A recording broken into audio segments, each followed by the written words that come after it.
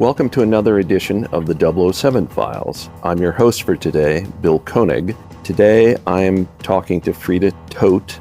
I consider her to be a scholar about the life and times of Ian Fleming, and she's also extremely knowledgeable about the literary James Bond. She has seen some of the movies and she has some interesting takes, but today we're going to primarily talk about Fleming and the literary Bond. Frieda, you want to introduce yourself? Yeah, I think you did pretty well. My name is Frieda Toth. In the Bond world, in the literary Bond world, I'm regarded as the foremost expert on the single book Spy Who Loved Me.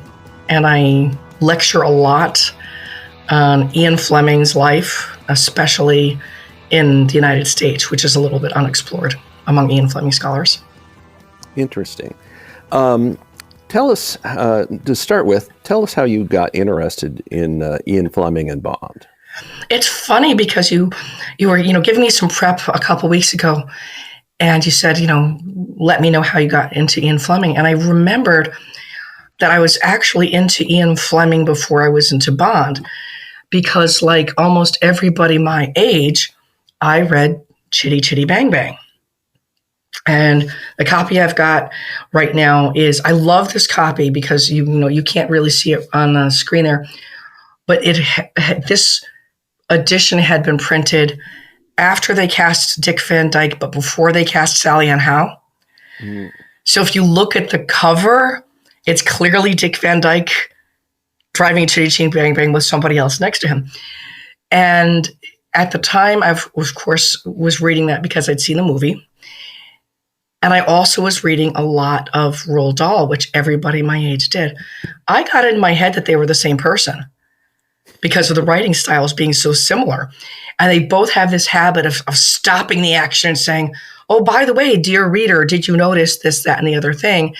And there's a recipe at the end of Chitty Chitty Bang Bang for fudge. And there are, notes to the reader at the end of Danny, the Champion of the World. So I thought they were the same person. I was wrong about that. But then when I grew up, it turned out that they knew each other. They had a kind of love-hate relationship with each other and dated the same woman. So it's not too surprising that they wrote similarly. But asking the other questions, how did I get into James Bond? I wish I were a better prevaricator, because I'm really not happy with the way I got into James Bond. The boy I was dating in high school was into James Bond. And, when you're in high school, you tend to do the thing that your boyfriend wants to do. He was a little older, and we would go to James Bond movies together. And then after we were out of high school, this is the time when you had to rent both the VCRs and the tapes. We would rent the movies. I'm pretty sure the first early Bond I saw was Live and Let Die, because of my high school boyfriend. But I wish, as a Bond scholar who specializes in the feminist aspects of Bond, I kind of wish I hadn't been introduced by my high school boyfriend. Interesting. As you got into studying Fleming and getting back to his works, the written Bond by Fleming, first of all, how is the literary Bond different from the cinema Bond? Oh, there's so much different. You said I'd seen some of the movies. I think I've seen all the movies, but some of them I can't ever re-see. It's amazing to me. Well, okay, there's no monolithic experience of any book. In my day job, I'm a librarian, and there is never a monolithic experience to the book. And of course, the beauty of the book is that you will emphasize, you will put exclamation points around the parts that are important to you. And when you translate this to a movie, you may not see it the same way. But across the board, literary original Bond books, this is not true for continuation novels across the board. Original Bond books are so much more feminist than any of the movies. It's astounding. Almost all of the Bond books pass the equivalent of the Bechdel test. Actually, this is, they call it Bechdel-Wallace test, which tests whether women characters, how many women characters there are in a work, do they talk to each other, and do they talk to each other about something other than a guy? Almost all the Bond books pass, and I think only one or two of the Bond movies pass. interesting. In what ways is the literary Bond more feminist? In other words, what are some examples? Let's hold off on the Spy Who Loved Me novel. That's yeah, clearly there's a lot to say about that. There's a special case, but the others. In what ways is say Live and Let Die or Live and Let Die is a fantastic example. In Live and Let Die, the book, Solitaire is there's a lot of time spent on Solitaire's career. She was going to be a torch singer. It wasn't her choice. It was Mr. Big's choice. But there's a lot of time spent on her career. And there's a lot of time spent on how she has agency and escapes from Mr. Big. And there's also, and this is one of the things that completely attracted me to the books, because I'd seen the movies and then I got the books and I went, oh my gosh, these are so much better.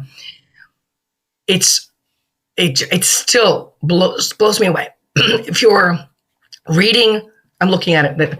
That's why I keep on switching over to my eyes keep darting over to the book.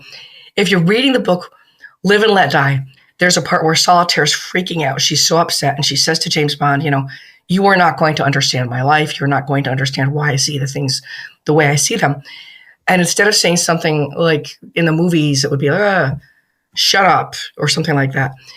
He says, no, I don't think I can understand. Tell me and I'll listen.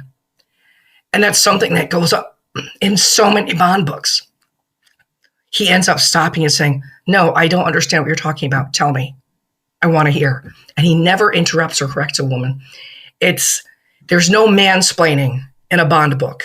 I once was talking to a Bond friend of mine, and he rereads all the Fleming books every year. He calls it reading the scriptures.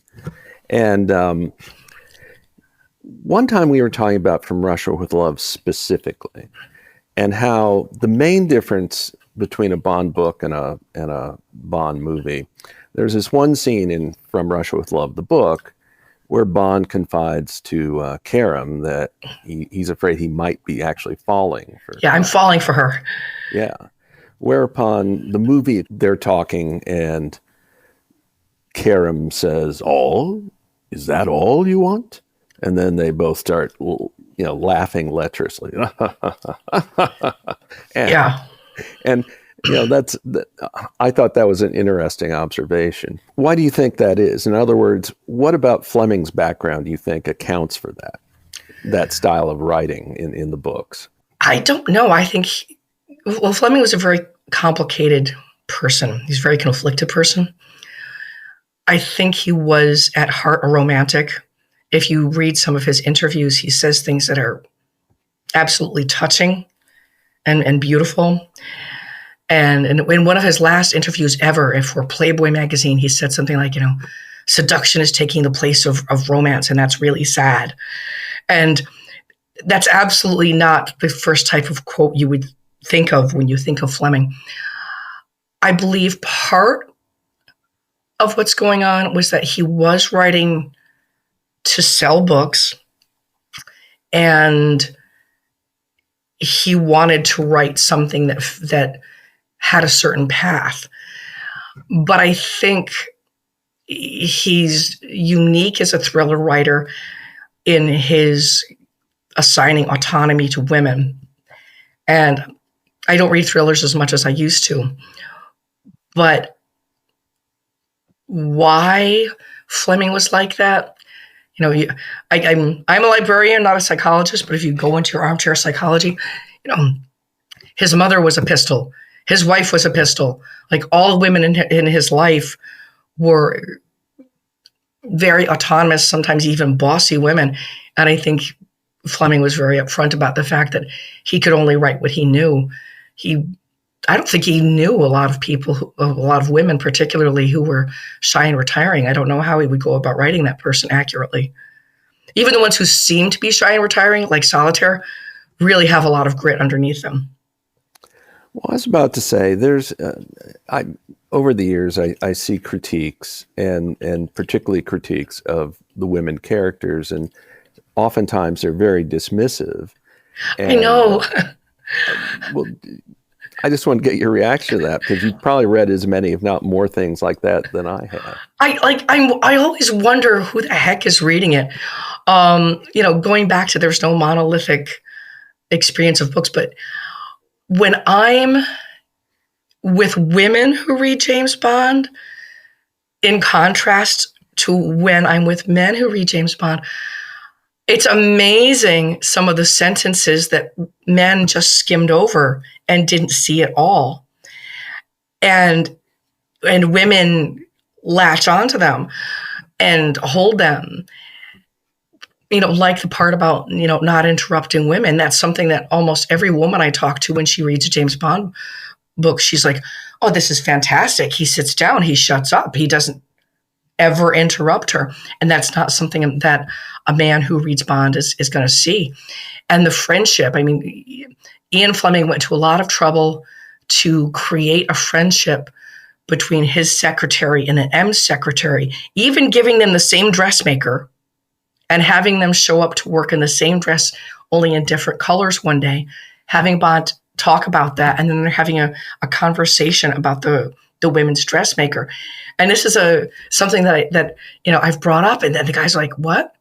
What do you mean they were friends? What do you mean they share the dressmaker? I don't remember that at all. And then I'll be obliged to find the book and point it out to them. It's just something where I think men are, perhaps apart from your good self, I don't know. But I think men who are reading a James Bond book are disinclined to see the things that would resonate with women as much as they do. Well, one reason I think people can be dismissive of the Fleming characters, Honey Ryder in the movie, first time Bond sees her, she's naked in the novel. And of course, in the movie, she's just wearing a bikini. And then, of course, the name Pussy Galore, I could spend 3 hours on that just based on the fact that I'm old enough that didn't used to be a bad word. Yeah. It just makes me so tired, and it makes me so irritated about people being smug about that. It's like, listen, you sprout, do a little research. It's just so annoying to me. Well, I was also going to say that with Honey Ryder, she's self-educated. She read, most of the Encyclopedia Britannica, and she also killed a guy who raped her. You don't mess around with her. Which is addressed in the movie, but still, she's definitely not a bimbo. And then Pussy Galore is, in the novel, she's a gang leader and very independent and a very tough customer. And I once saw an interview with Barbara Broccoli, and she seems kind of dismissive of the earlier one, but then she quickly says, "Oh, but not Honey Ryder, not Pussy Galore. No, they're very independent." Well, who is it you're talking about, Miss Broccoli? And then she never specifies. She just kind of dismisses a lot of them. She, like Ian Fleming, has a product to sell. I'm not going to be mad at her for that. But going back to Honey, and this is a disturbing double-sided coin that goes through Ian Fleming's books, is that consistently he demonstrates that women have a right to defend themselves. When Honey says, I killed this guy and this is why I did it. Oh, by the way, he suffered for 3 days. And then she says, well, do you think I did anything wrong? She could have killed him without making him suffer for 3 days. And Bond could have commented on that. But he doesn't. All he does is say, don't make a habit of that, okay? Yeah. And there are at least 2 other cases where a woman in a James Bond book kills the person who assaults her. And James goes, yeah, that was righteous. That's fine. And the reason I say this is double-sided is that in order for this to happen, the assault has to occur in the first place, which I'm not really cool with. But he never does one of those stupid ass, like, well, if I was there, I would have made sure it didn't happen or anything like that. He makes sure that the woman is respected for her choices and her autonomy. And he never says, oh, how could you have done that? Well, let's bring up then the novel, The Spy Who Loved Me, which is, the most different of all the Fleming books. I reread it a couple of years ago because I was going to be on a podcast where we were going to discuss it. And one thing that strikes me is that it was such a departure. Fleming had been writing the novels for about a decade at that point, and he's doing a book from the first person perspective of a young woman, and Bond doesn't even show up for the first 2/3 of the book. What was going through Fleming's mind, or what's your guess as to what was going through Fleming's mind when he did that book? And then you're, of course, familiar with the locations in the States. Oh, yeah. If I had a good throwing arm, which I do not, I could throw a baseball to Route 9. That's how close I am. I am in Spy Who Loved Me country. What was going through his head? I can only make educated guesses. Ian Fleming's first writings when he was at school were these beautiful, heartfelt things. He wrote this poem. He wrote this story about a poor man who was starving, which I think is the story itself is lost. They've only been able to talk about it. Then he wrote a story about a man who was a woman in a love triangle and a horrible revenge. His earliest books were very heart-tuggy. His earliest writings were very heart-tuggy. Then he found he could make money, which is what he intended to do on the spy stuff. And I think it must have been the second or third book. He said, "Oh, I'm running out of puff. I can't do this anymore. I need to change things." And then money or other things got in the way, and he kept on writing. He kept on writing thrillers. By the time he got to The Spy Who Loved Me, the formula was growing stale for him. I don't think it was growing stale for the public because the books were selling extremely well. But as a writer, I don't think he felt challenged.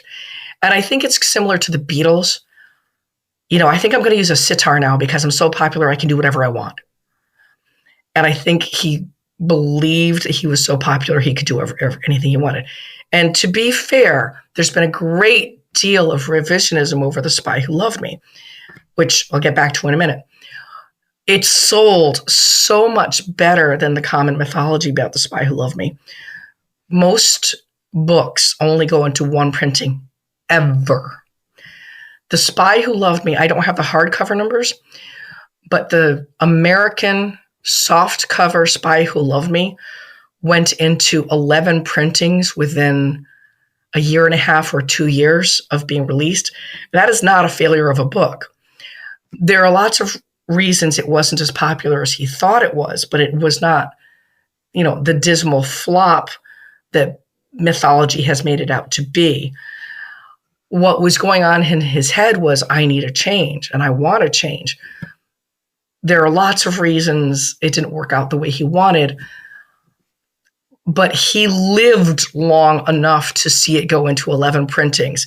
He and his accountant knew very well that it was making him lots of money. As I said, Bond doesn't show up for the first 2/3, and he arrives at a very critical moment. Oh yeah, in the story. But Bond is hardly flawless in the book in that novel, and he was hardly flawless throughout the series. But in particular in that book, because he admits making a mistake at one point. Oh yeah, the story, and just wanted to ask you, how do you think? What's your opinion of how Fleming deployed Bond in that story? We hear Viv's narration, and we know most of her life story by the time Bond shows up. But how well do you think Bond comes across in that book? I think it depends on. I think that so much depends on the reader, because I find it really refreshing. Because some of the stuff Bond does, like say in Moonraker, where he's climbing up this shaft that no human being could possibly climb. I think Mythbusters or somebody tried to do it. Sometimes Bond books go over into the realm of fantasy, and in a lot of ways, The Spy Who Loved Me is a more grounded book. So if that's something that appeals to you, you're going to go, oh, well, thank goodness Bond was getting absolutely silly. This is a much more grounded look at him. I don't mind that he shows up late because he doesn't show up for a long time and From Russia with Love either. So I don't mind that. Is there something more I would have liked? Is there something more swashbuckly I would have liked from Bond? Because I remember when I read it at first going, I read Bond books for escapism. I'm looking at the road he's talking about. I'm not feeling much escape here. I feel that had he written about the Adirondacks as romantically as he wrote about other places, that would have changed the whole appearance of the book. I think that the fact that Bond was flawed, that's fine. But what you can't get from The Spy Who Loved Me, which you can get from certainly most James Bond full-length books, not the short stories, but the full-length, is the sense that, I'm off to a wonderful exotic place where everything tastes good. And even if there's danger, everything's beautiful. He could have still done that with the Adirondacks, and I don't feel he did that. Interesting. One other thing about the books in general versus the movies. In the books, people help him out. In the Goldfinger novel, for example, it's the hawker caddy who figures out how Goldfinger is cheating at golf. But whereupon in the movie, they've got to make it that Bond figures it out. It's like they tend to build up Bond at the expense of some of the other characters. How does that strike you, that tendency of the films? It is something I like better about the books because, and I'm not the first person to say this, I think it was Kingsley Amis who said it, is that when you're reading a Bond book, you can pretty much get the idea like, if I just worked a little bit harder on my golf game, if I just worked a little bit harder at my shooting, a little bit harder at my running, I could be almost as good as Bond. I mean, he's a secret agent, but I could do most of the things he does. And when you watch the movie, you don't ever get that sense. So with the books, I think there's a sense of escapism that's almost attainable. But with the movies, it definitely gets into something that you can't touch. And I also think the movies suffer for relationships because, like you said, people help him. The caddy helps him. People are rooting for him. People want him to succeed. When you're just going around being the smartest and the fastest, that's not quite as, to me, it's not quite as rewarding as knowing, Renee Mathis is on his side and Felix is on his side and this caddy that he only sees twice a year is on his side. I think the heart of the books is very different from the heart of the movies. No shame to the people who like the movies, but they're different. Yeah. You mentioned before how Fleming was complicated. Oh, yeah. One complication that I've seen you comment about, and I wanted to ask you, was Fleming seemed to be really anxious about money. Oh, yeah. And he came from a well-to-do family, but I know there's complications there as well. Wonder if you could explain a little bit, why was he anxious and how did his anxiety manifest itself? As a poor person myself, for most of my life, I will never understand why he was as anxious as he was because he always had more money, even when he was poor, than I will ever have in my entire life when I don't feel poor. So it's like, dude, I have no idea what you're upset over. However, he was born into a wealthy family, and part of it was new money. And his grandfather went from the Dundee slums to being the person who made American railroads work and the person who basically began a certain form of investment that we still do today. So he was really, really wealthy, but it was new money. And usually new money is going to be more nervous. Anyway, his mother came from so much money and so much prestige that her grandfather was the attending physician to Queen Victoria. So that was a lot of money and a lot of prestige. But it also meant a lot of tension because now we have to keep this money that we've got. But his mother was his mother. That is to say, a daughter in a family with sons. So her two older brothers, Harcourt and Ivor, which I love those names so much. Can you imagine having an Uncle Harcourt?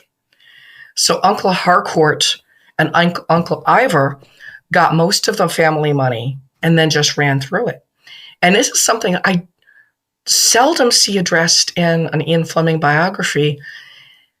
And I cannot imagine why it's not addressed more. If you're 11 years old and you're listening to your mother say, oh my God, Harcourt went in the hospital again for drink. He ran through 20 million pounds and now he's in a hospital because he doesn't have any money. You better make sure you're careful with your money. And I should have gotten Harcourt's money. I mean, there's no way those conversations or conversations like that didn't take place. I think Ivor ended up his life as a servant to somebody else. And a Harcourt, I think, died of drink. Don't quote me on that one. But they both went through fortunes. And Ian was old enough to watch this happen. So I'm sure that's part of the reason. But also, when Ian's father died, his father had tried, this is as far as I know, to set it up so that his widow would always be taken care of and his children would always be taken care of. Great answer. So he set it up so that the boys didn't get any money directly. He set it up so that they would get the money through Eve, the boys' mother, which meant they didn't have any money of their own and they had to depend on her generosity. And it also meant that she wasn't going to remarry, which was all sorts of complications. So the way Ian handled this is very different from the way his elder brother Peter handled it. Ian got really nervous about it. Peter did not. Interesting. Real quick, when it comes to the movies, who's your favorite Bond? And you mentioned you've seen all the movies, but there's some you won't re-see. So let's start with the favorite and then get to the ones you're not so fond of. I love Live and Let Die. I love Jeffrey Holder. My favorite Bond to watch is Roger Moore, who has a good sense of humor. And this is another thing. It's like, I'm so glad that I read all the Bond books in isolation. I wasn't just part of a book club. If anybody had told me that they were humorless, I would have, what do you mean they're humorless? I think they're very funny. But a lot of the humor of Bond books doesn't translate well to movies. That's one of the reasons I love Roger Moore, because they can't bring the humor of the Bond books easily to movies because a lot of it comes from internal dialogue. That's not very funny in a movie. But they can give it a lighthearted touch, which I think Roger Moore has. I think the best is Dalton. I think Craig is a good third. And I wanted to like Pierce. I like Pierce. I mean, I'll watch a Pierce movie, but I don't like Pierce's Bond. Anything in particular about Brosnan's Bond? I said maybe if I went back and revisited it now, I would like it. But I saw GoldenEye. I was so excited. I was going with somebody and like, oh, you're going to love this. This is James Bond movie. It's so good.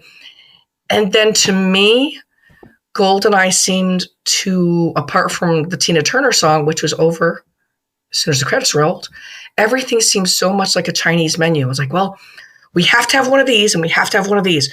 He's got to have this like incredible stunt at the beginning of the movie, and we've got to have this, and we've got to have that, and we've got to have this. And it didn't seem like any of it was joyous or fun. It just seemed like every character was just marching through the movie like it was an assignment, and I just didn't like it.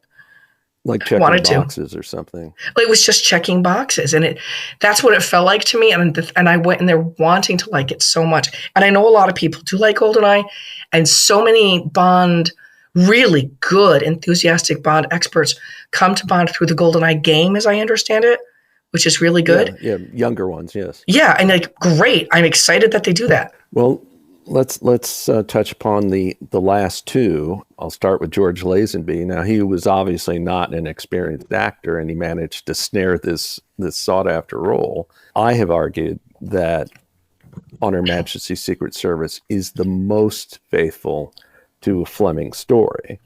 There's the fewest amount of changes, that sort of thing. Is he down the list because of his inexperience? It's because of his inexperience.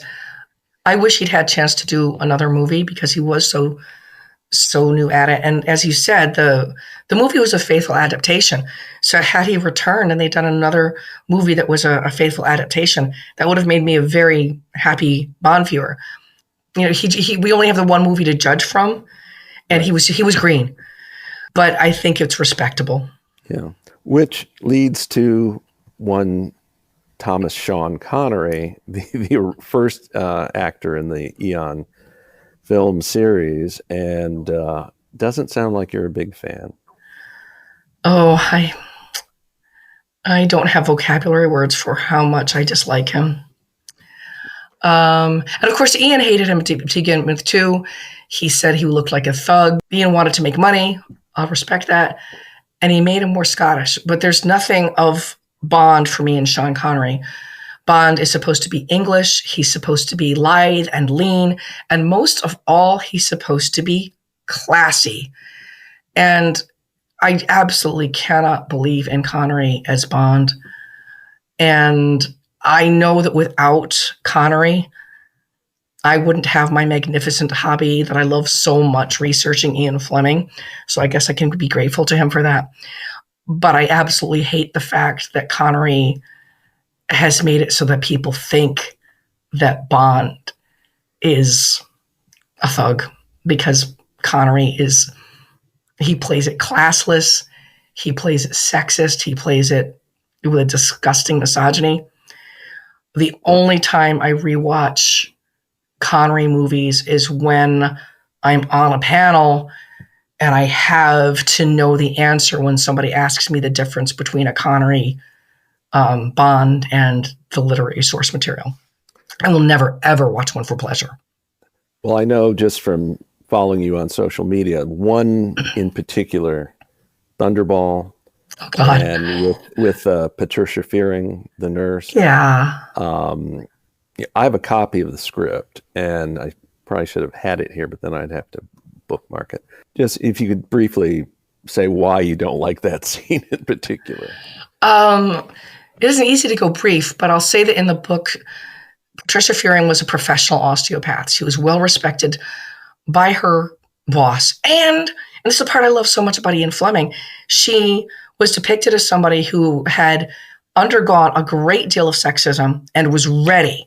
And when James Bond says, "Oh, you're an osteopath," and she says, she snaps back, nearly 10% of osteopaths are women. She's already seen and heard the misogyny. She's sick of it. When in the book, when he gets caught in the machine, she goes to her boss. She explains what happens, and she's respected by her boss, and her boss says, "Don't worry about it. That obviously was not your fault. Go do your job." And that's not what happens in the movie. Right. For the uninitiated, not that there's probably that many who listen to this podcast, she gets him off the machine. He was almost killed. She had stopped the machine. And then he said... And she's only a nurse in the movie. Right. Yeah, she's only a nurse. And then he says, "Well, someone will rue the day this ever happened. Oh, you wouldn't tell Dr. Wayne, please. It cost me my job." And then he takes advantage of the situation and gets into the... And coercion is rape. He rapes her, and everybody's like, "Oh, no. At the end, she consents." I mean, come on. And it is so upsetting to me that rape isn't a deal breaker for more people. And there wasn't any need for it. The story worked fine the way it was. It's upsetting to me that men don't want to say it's rape. And it's upsetting to me that they make mistakes or permanently make excuses about it. And then it goes on, later on in later movies when Pierce Brosnan ends up committing sexual assault, I say, "Well, that's the source material. He has to."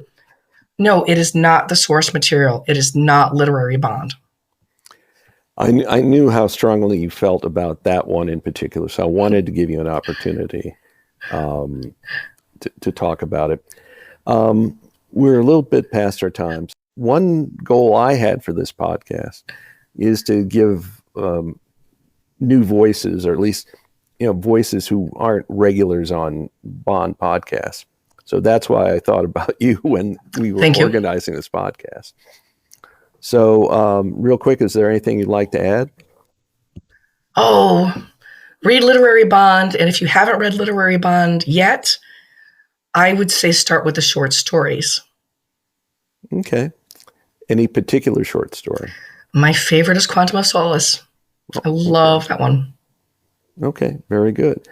Well, listen, thanks, Frieda, for your time, and continued good luck with researching the life and times of Ian Fleming and the literary bond. And again, thanks for being here. It's a pleasure. And it was a pleasure having you. This is Bill Koenig for the 007 Files, and we hope you enjoyed this episode. And we'll be back again soon. Take care.